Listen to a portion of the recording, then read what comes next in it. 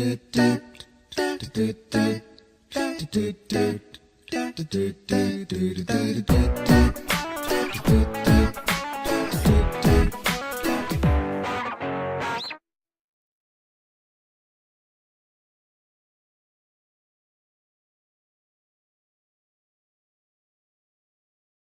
everybody, this is Mr. Duncan in England. How are you today? Are you okay? I hope so. Are you happy? I hope so. In today's lesson, we are going to take a look at the way in which words change depending on the number or amount of things being talked about or described. In this one lesson, we are going to talk about the often confusing and sometimes mistaken rules of English plural.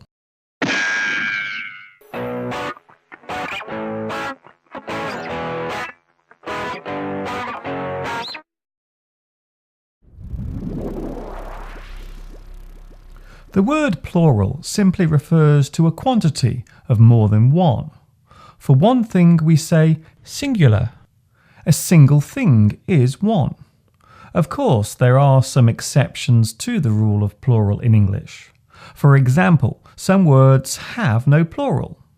This normally occurs with objects, but now I'm getting ahead of myself. So let's take a look at each plural rule individually, one by one.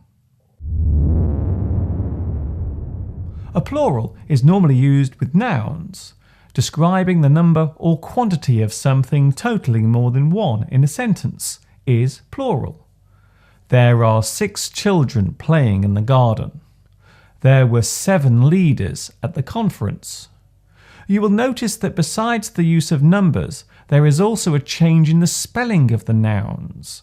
So even if we quantify the amount with a number, the noun will still change in one way or another. So the plural does not need to be expressed with a number. For objects, we usually add an S to the end of the word. So, one book becomes books. One cup becomes cups. One carrot becomes carrots. Of course, this being English, the rule is not always true. For example, for nouns that end in ch, sh, s, x or z, we add es to the end. So, church becomes churches, bush becomes bushes, bus becomes buses, box becomes boxes. Nouns that end with a vowel and a y have an s added to them. Boy becomes boys. Toy becomes toys. Day becomes days. Key becomes keys. Nouns that end with a consonant and y have different spelling. The y is removed and the word ends with ies. So, baby becomes babies. Country becomes countries. Spy becomes spies. Most nouns that end with f or fe have ve added and the f is removed. So, elf becomes elves. Shelf becomes shelves. Loaf becomes loaves. Most nouns which end in an o simply have an s added. So, kangaroo becomes kangaroos. Piano becomes pianos. Video becomes videos. There are some exceptions to the O rule. For example, potato has an E added as well. So the plural of potato is potatoes. Hero becomes heroes. Volcano in its plural becomes volcanoes. The way in which some nouns change depends on whether or not we class them as being countable. Some nouns are not countable. This means that the spelling remains the same, whether the object is singular or plural. As a general rule, countable things are individual. A single thing or item is countable. Each thing can be identified and counted as it appears, so it is countable. An egg is countable. 1 egg, 5 eggs. The S is added to show that there is more than one. We can say eggs to show the amount without a number. A basket of eggs. There are many countable nouns. In fact, there are thousands of them.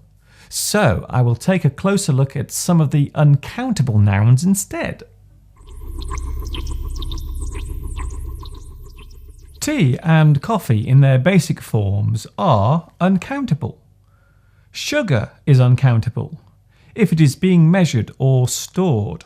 However, all of these items can be counted if they are being served out. If tea or coffee is in a cup and is being served as a drink, then they can be counted. Can I have 3 teas and 4 coffees, please? The same applies to sugar. If sugar is being served, it can be counted. We can ask, how many sugars do you want in your tea? However, when milk is being served, it is not countable. How much milk do you take in your coffee? This is because liquid is always uncountable. Milk and water is uncountable.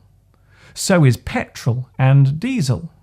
Even the steam produced by boiling water is uncountable.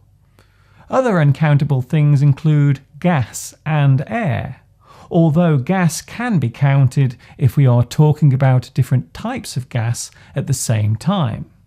The Earth's atmosphere is made up of many gases. Some animals are uncountable. Sheep are uncountable. They cannot be expressed in the plural. 1 sheep, 2 sheep, 100 sheep.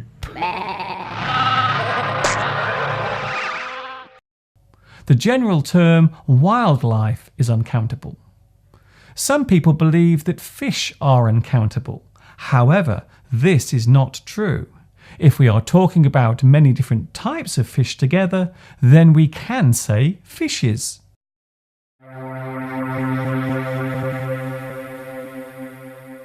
Okay, we have looked at uncountable nouns. Now we will look at those nouns that are only used as plural. Clothing is often named in the plural. Trousers, shoes, socks, pants, knickers. Then there are glasses, earphones, gloves, and boots. Other general items include scissors, tongs, shears, skis, and skates. This is because most come in pairs or are made up of 2 identical items. We often precede the noun with a pair of shoes, a pair of trousers, a pair of scissors. Some plural words can cause confusion when we start using them in the possessive sense. The cat's dish, the dog's bone, the horse's food, the children's playground, the fish's stomach. Generally, we will add an apostrophe before the S. This shows that the plural is now being used possessively. The possessive rule also applies to given names. For example, Duncan's class, David's bag, Steve's car. But what about names ending with an S, such as James or Ross? For James, you simply add an apostrophe at the end with no S. So it is James. That is James' car. With Ross, you simply add an apostrophe and an S. This is Ross's new girlfriend. There are some nouns which change almost completely when used in plural. A goose becomes geese. A man becomes men. A mouse becomes mice. A tooth becomes teeth. Octopus becomes octopi. Cactus becomes cacti. If we are generally talking about more than one thing, then there are many ways of expressing it.